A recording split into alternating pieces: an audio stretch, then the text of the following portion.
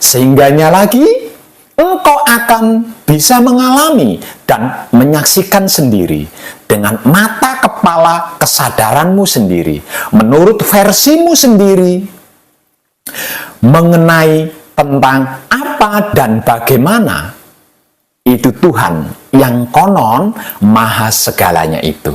Dan selama ini engkau atur-atur sesukamu itu. Edan tenan.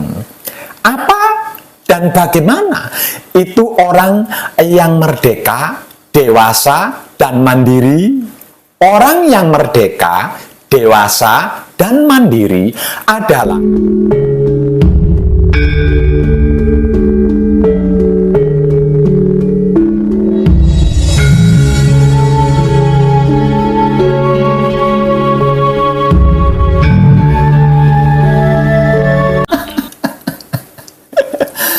edan tenan, bener-bener tenan edane. Maaf, mohon maafkan saya.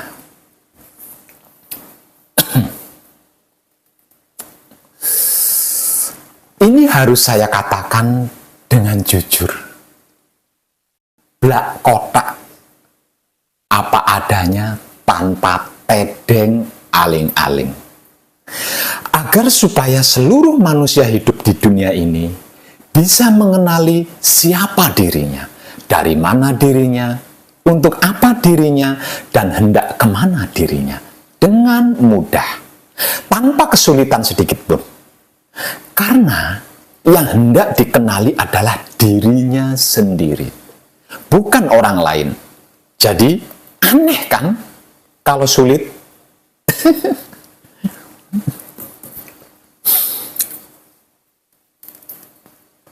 Selama ini kan hampir semua mengalami kesulitan. Baik itu caranya maupun syaratnya yang tidak gratis. Padahal mau mengenal dirinya sendiri. Namun sesulit mengenal seorang artis atau pejabat tinggi. Dan semua itu dikarenakan adanya manusia-manusia di zaman modern ini yang menggunakan cara-cara yang jauh lebih licik dibanding dengan cara manusia-manusia di zaman jahiliyah. Bagaimana tidak? Coba simak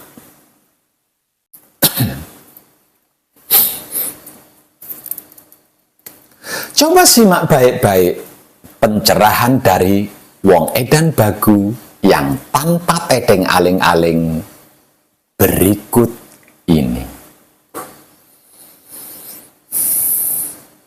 Diawali dari sepatah pertanyaan yang jika dikaji bisa memenuhi luasnya alam semesta ini, yaitu siapa Tuhan?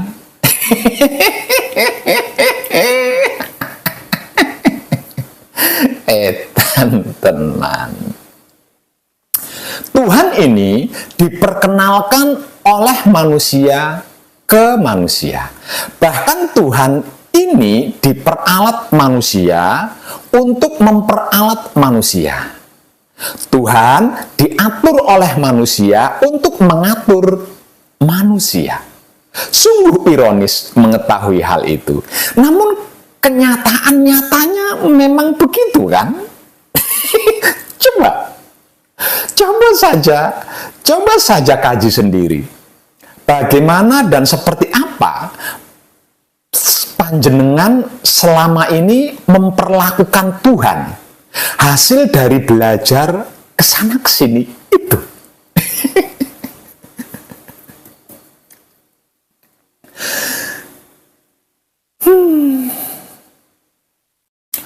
Ada kalanya Tuhan disuruh jaga rumah, jaga harta benda, jaga kebun, jaga sawah, jaga ladang, jaga mobil, jaga motor, jaga sepeda di parkiran. Ada kalanya juga dipaksa untuk menuruti kemauan dan keinginan. Kalau tidak, diprotes, bahkan dilecehkan dan dihina. Kalau sesuai yang dimaui, dipuja dan dipuji. Kalau tidak sesuai dengan yang diinginkan, dikecam.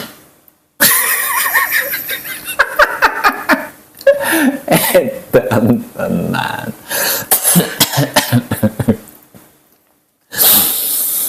Inilah bangsa manusia di zaman modern sekarang ini. Caranya jauh lebih licik dibandingkan dengan cara-cara manusia di zaman jahiliyah, kan? Tidak mengaku sebagai Tuhan secara langsung atau terang-terangan, namun merasa paling benar, paling baik, paling pintar, seolah-olah dirinya Tuhan. Kalau dulu Fir'aun mengaku dirinya sebagai Tuhan secara langsung, dengan cara tidak manusiawi. Manusia sekarang tidak secara langsung dan tidak terang-terangan mengaku dirinya sebagai Tuhan. Namun, dengan cara yang sangat licik, dia mengatur. Dan dirinya lah yang paling benar. Pintar, cerdas, hebat, bahkan berkuasa. Sehingga dapat mengatur Tuhan sesuai keinginannya. Apa itu tidak lebih parah dari Fir'aun tuh?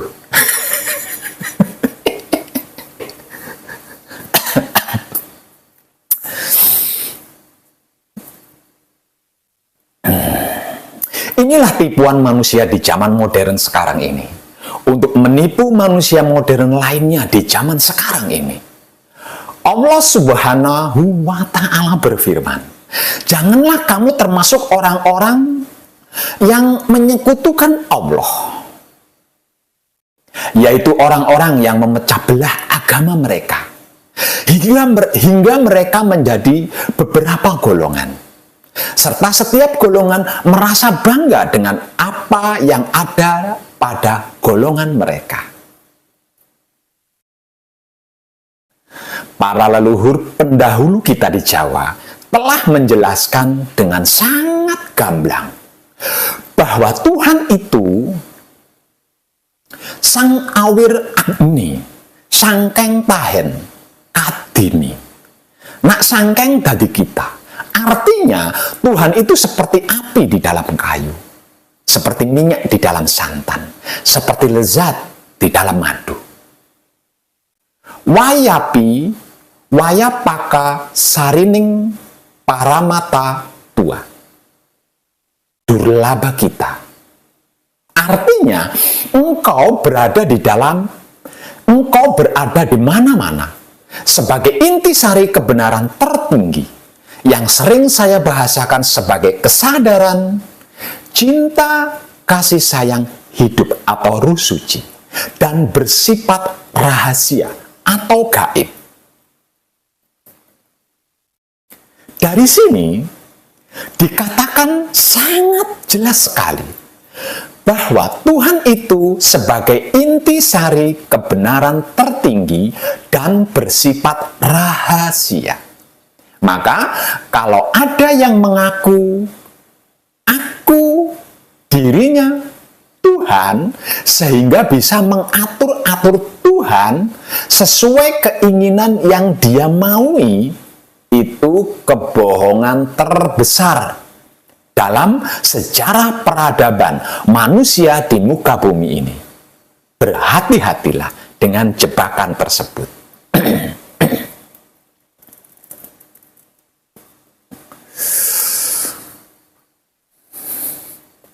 Karena intisari kebenaran tertinggi atau kesadaran cinta kasih sayang hidup atau ruh suci itu bersifat rahasia atau gaib, maka siapapun dirimu yang mau pencerahannya diperlukan belajar sedikit demi sedikit mengkaji dirinya sendiri sampai berhasil mengerti, memahami, dan mengetahui sadar yang berkesadaran dan kesadaran yang sadar.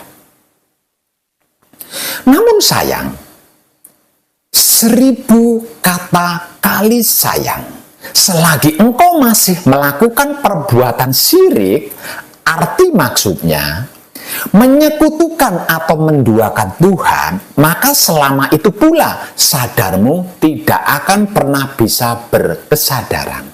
Dan kesadaranmu tidak akan pernah bisa sadar. Seluruh makhluk hidup tanpa terkecuali yang tinggal di dunia fana ini ingin pulang kepada Tuhan dan kembali menyatu bersamanya lagi seperti pada mulanya. Manunggal jati. Untuk mendapatkan keselamatan yang sempurna, lagi kekal abadi atau langgeng, paripurna, selesai, tamat.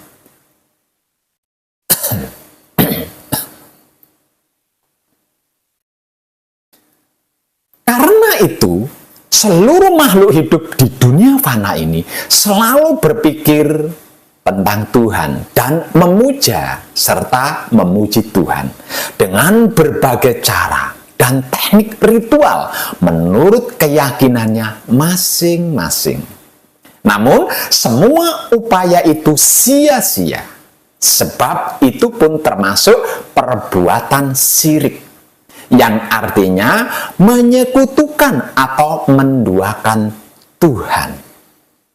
Sebab keinginan berangkat dari rasa atau perasaan bahwa dirimu itu ada.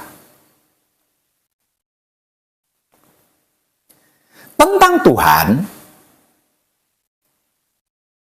dan soal Tuhan sudah terlalu sangat amat banyak saya memberikan pencerahan tanpa tedeng aling-aling, menggunakan bahasa paling sederhana dan berbagai macam sudut pandang. Tinggal panjenengannya mau menyimaknya dengan baik apa tidak. Itu saja. Bahwasannya Tuhan adalah ketiadaanmu sendiri, baik secara raga maupun secara jiwa.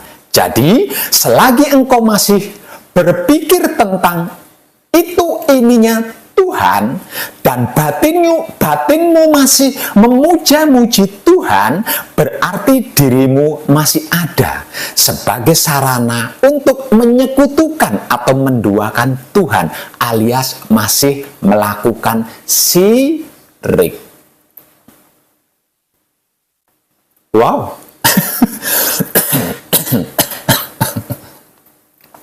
Sulit dan rumitnya ya Pak Web? Tidak. Sesungguhnya tidak sulit juga tidak rumit kok. Asalkan ada orang yang sudah sampai di titik ini bersedia menemani perjalanan laku spiritualmu. Maka carilah seorang teman yang sudah mencapai titik kebenaran tertinggi atau kesadaran cinta kasih sayang hidup ini, yang bersedia menemani perjalanan laku spiritualmu. Jangan mencari guru atau pembimbing dari golongan keyakinan agama apapun sebutannya, atau dari golongan kepercayaan adat tradisi apapun itu sebutannya, karena itu hanya akan membuatmu terjebak dan semakin terbelenggu di dalamnya.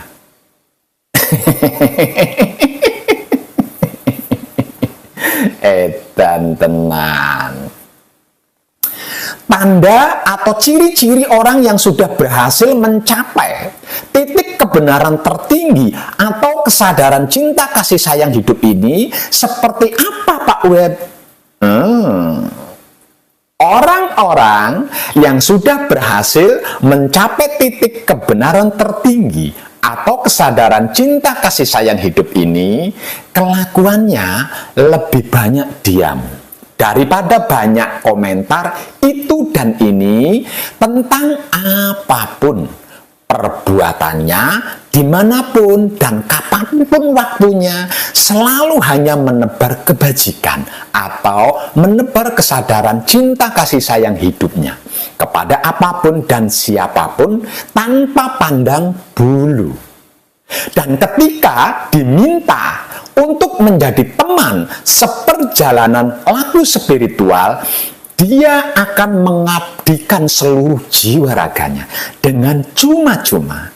Selain tidak akan meminta imbalan sepeser pun dalam bentuk apapun, juga tidak mau dianggap guru atau pembimbing. Selain akan menunjukkan jalan kemerdekaan bagi dirimu, dia juga akan menunjukkan ranah dewasa dan mandiri bagimu. Tidak mengikatmu, bukan menguasaimu, apalagi meletakkanmu di ujung jari telunjuknya. Itulah ciri-ciri orang yang sudah mencapai titik kebenaran tertinggi atau kesadaran cinta kasih sayang hidup. Kalau diminta untuk menemani perjalanan laku spiritual.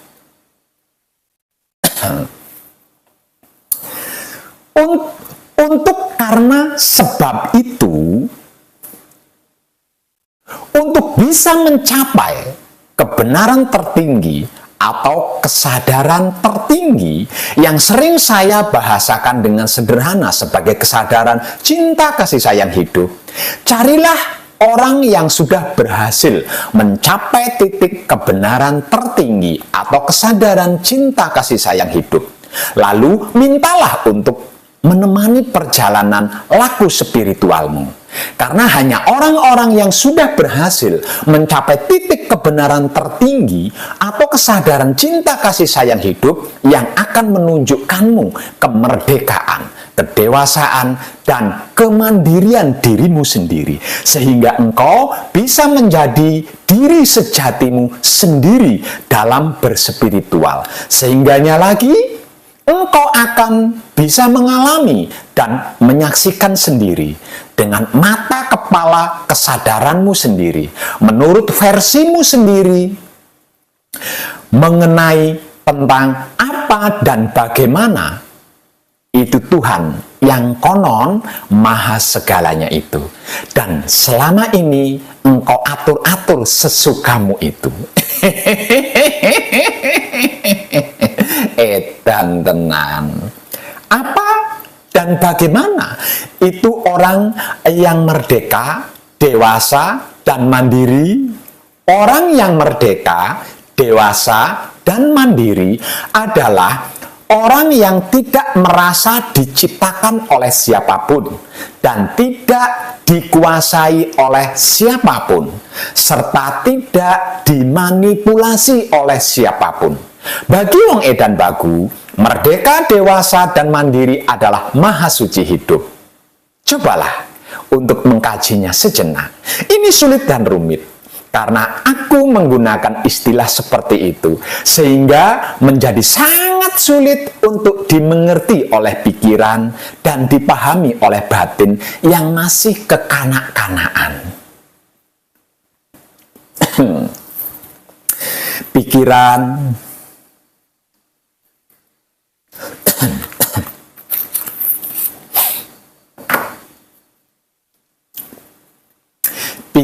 dan batin kekanak-kanakan selalu dapat mengerti dan memahami bahwa ada Tuhan yang mendominasimu, menjagamu, Tuhan penyayang, pengasih, lagi pengampun, baik, agung, kaya raya, kalau benar masuk surga, kalau salah masuk neraka, dan lain-lainnya yang kau sukai. Ini adalah cara, sistem, dan teknik kekanak-kanakan untuk mengkaji kebenaran tertinggi.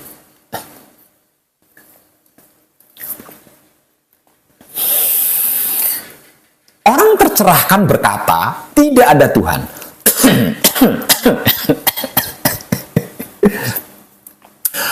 Orang-orang tercerahkan berkata, tidak ada Tuhan. Dan kebebasan adalah mutlak. kebebasan mutlak adalah Tuhan. Bagi orang yang sudah tercerahkan, kebebasan diri dari seluruh ikatan belenggu duniawi adalah Tuhan. Kemerdekaan, kedewasaan, kemandirian adalah Tuhan. Itulah kebenaran tertinggi. Dan kebenaran tertinggi inilah Tuhan. Ilahi. Nah, yang mau menunjukkan tentang ini hanya seorang teman. Teman seperjalanan laku spiritual. Bukan guru, bukan pembimbing. Karena di sepanjang sejarah peradaban kehidupan manusia, tidak ada satupun guru yang rela muridnya bebas merdeka menjadi dirinya sendiri sepenuhnya. Tidak ada satupun pembimbing yang rela yang dibimbingnya menjadi dewasa dan mandiri. Sebab karena itu, jangan mencari guru atau pembimbing, apalagi dari golongan agama. Kalau tidak mau terikat belenggu dan dogma atau doktrin yang akan membuatmu selamanya menjadi anak-anak, sehingga sulit dan susah untuk dewasa dan mandiri. Loh, kok begitu Pak? Loh, kok begitu Pak Beb? Loh, kok begitu Pak Beb? Ya.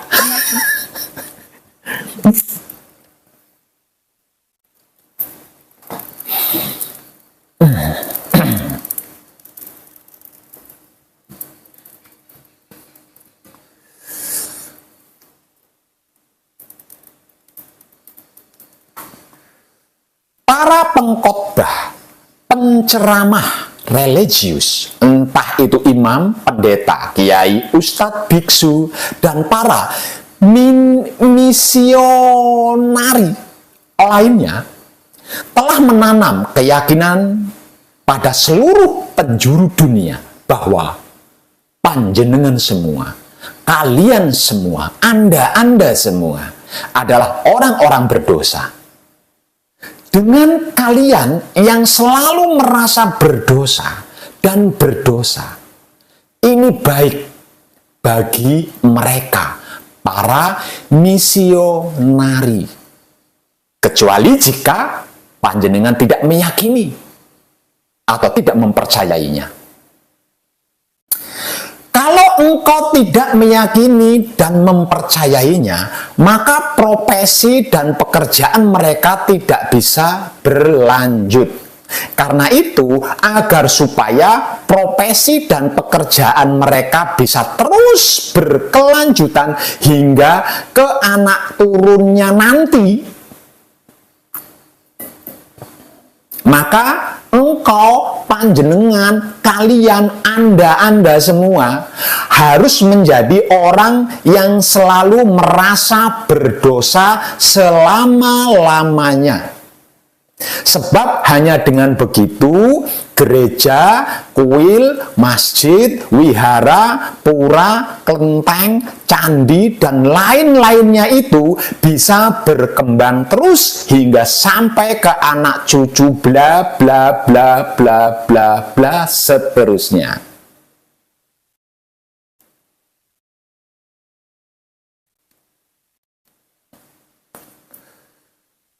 Keberadaanmu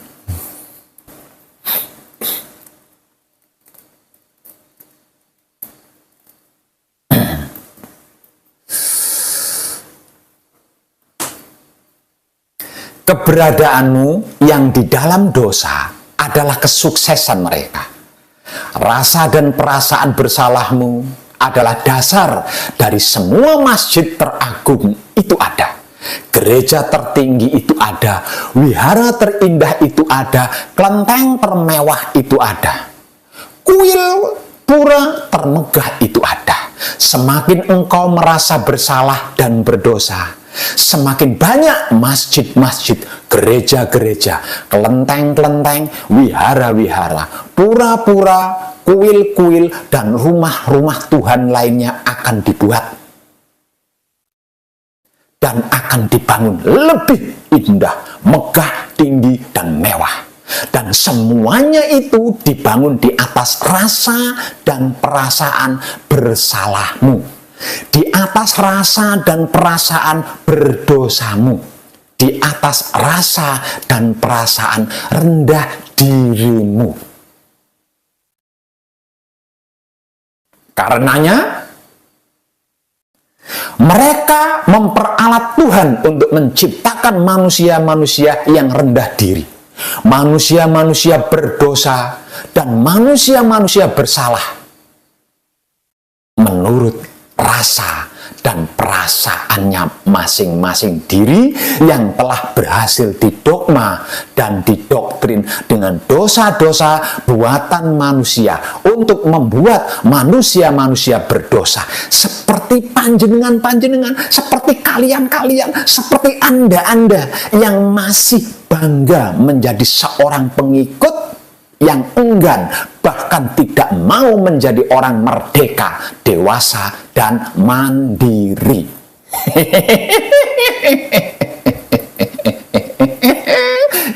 Tenan.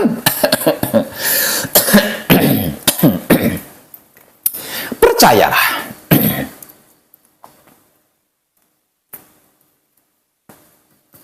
Percayalah. Sesungguhnya tidak ada perbedaan antara seorang Muslim, seorang Kristen, seorang Hindu, seorang Buddha, seorang Konghucu, seorang kafir, dan lain-lain sebagainya. Dalam hal agama, semuanya sama. Namun ada perbedaan besar dalam hal teologi agama. Mereka memiliki teologi yang berbeda-beda. Dan orang-orang itu telah berjuang mati-matian karena teologi ini. Agama adalah satu, teologi itu banyak. Teologi berarti ilmu filsafat tentang Tuhan, logika tentang Tuhan. Namun sesungguhnya semuanya itu tidak ada artinya jika sudah mencapai titik kebenaran tertinggi atau titik kesadaran cinta kasih sayang hidup. Karena tidak ada cara dan teori untuk membuktikan Tuhan secara real. Juga tidak ada cara untuk menyangkalnya. Dan semua argumentasi tidak relevan. Seorang dapat mengalami namun tidak dapat membuktikannya. Dan itulah yang terus dilakukan oleh teologi. Teologi terus melakukan hal-hal bodoh seperti itu, memotong logika jika kita melihatnya dari kejauhan. Engkau, panjenengan, Anda semuanya, kalian semuanya pasti akan tertawa sama seperti wong edan bagu. Edan tenan.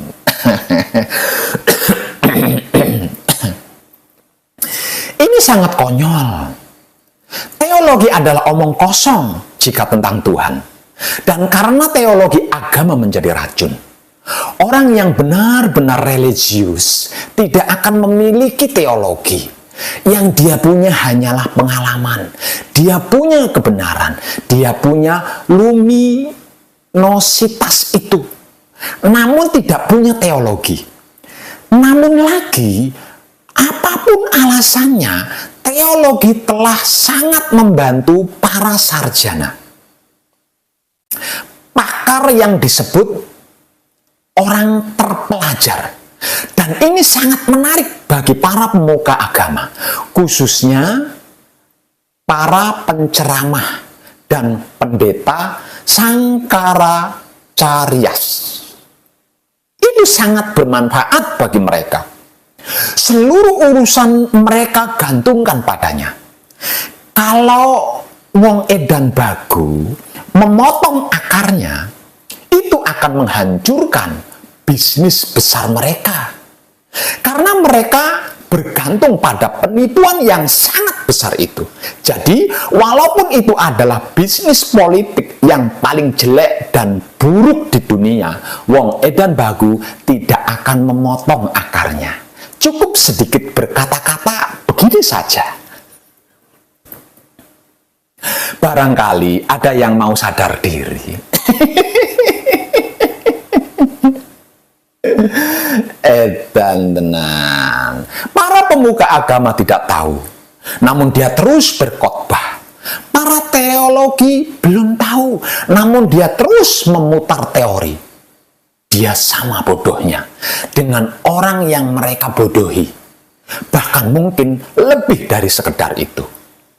Namun ketidaktahuannya telah menjadi sangat mengartikulasikan, karena ketidaktahuannya dihiasi dengan kitab suci, dihiasi dengan teori yang sangat cerdik, sehingga terdengar dan nampak indah memukau, sehingga sulit untuk bisa mendeteksi cacatnya.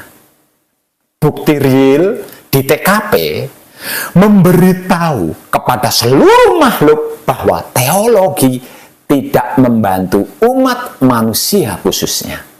Namun tentu saja telah membantu banyak para imam dari semua agama dan keyakinan serta kepercayaan di era modern sekarang ini terutamanya.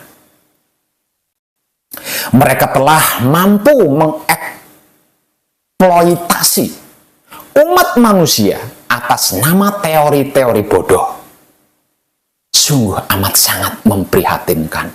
Sejauh ini, mungkinkah belum ada satupun yang berkesadarannya sampai di titik ini, sehingga masih mau saja dibodohi dan dimanfaatkan?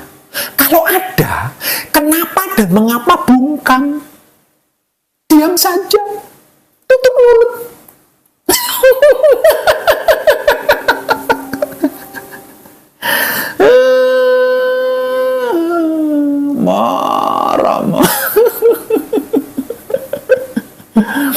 Wahai orang-orang yang selalu rajin pergi ke masjid, gereja, wihara, kelenteng, kuil,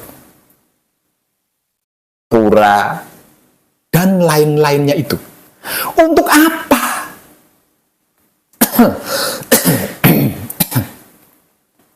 Untuk apa?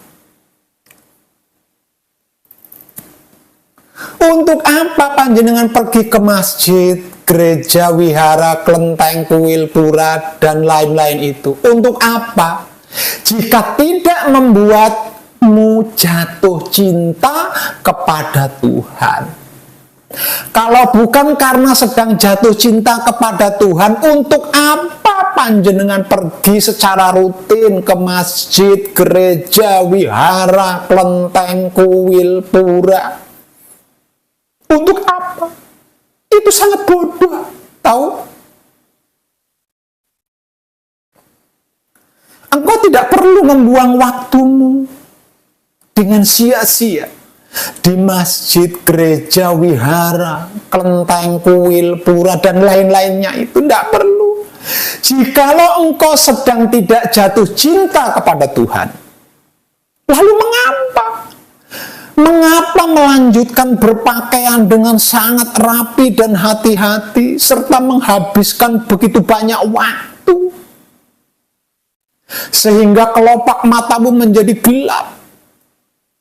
Jika engkau tidak sedang jatuh cinta, mengapa harus terus-menerus melakukan ritual-ritual kosong?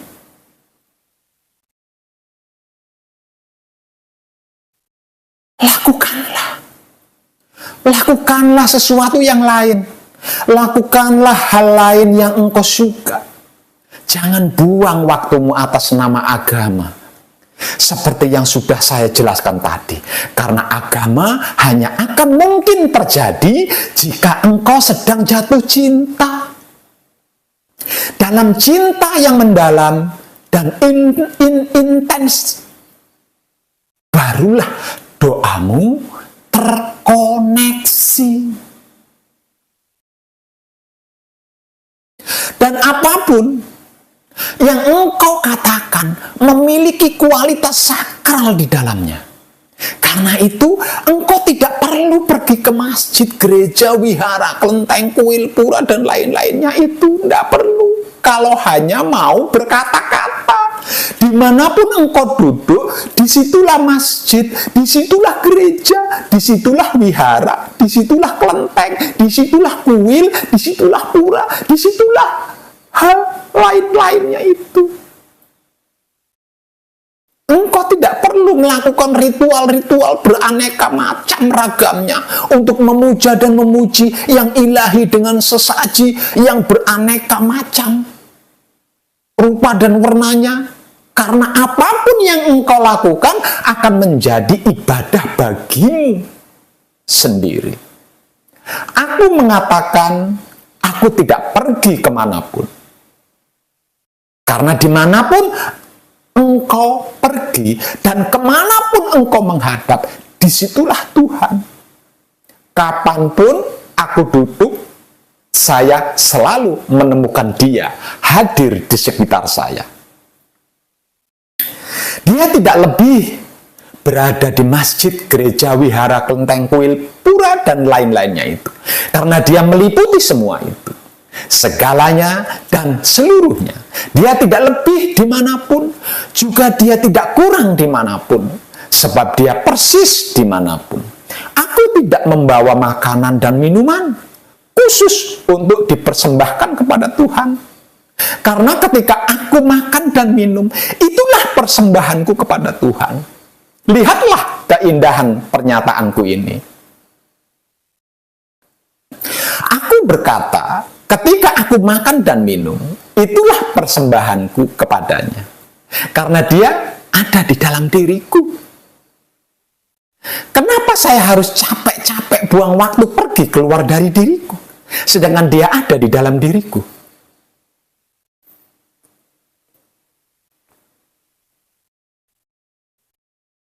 Jikalau saya lebih banyak memiliki makanan dan minuman, saya mengundang teman. Dan ketika mereka makan bersamaku, minum bersamaku, saya menyaksikan dia telah menerima persembahanku secara kasat mata. Agama bukanlah ritual. Agama tidak ada hubungannya dengan formalitas, dengan suku-suku, dengan bangsa-bangsa, dengan bendera-bendera, dengan negara-negara, dan lain-lain sebagainya. Agama adalah urusan cinta individu dengan Tuhan. Sebab karena itu saya berkata, untuk apa selalu rajin pergi ke masjid, gereja, wihara, kelenteng, kuil, pura, dan lain-lainnya? Untuk apa? Untuk apa semua itu? Jika tidak membuatmu jatuh cinta kepada Tuhan. Kalau bukan karena sedang jatuh cinta kepada Tuhan, untuk apa kalian pergi secara rutin ke masjid, gereja, wihara, kelenteng, kuil, pura, dan lain-lainnya itu? Itu sangat bodoh tahu.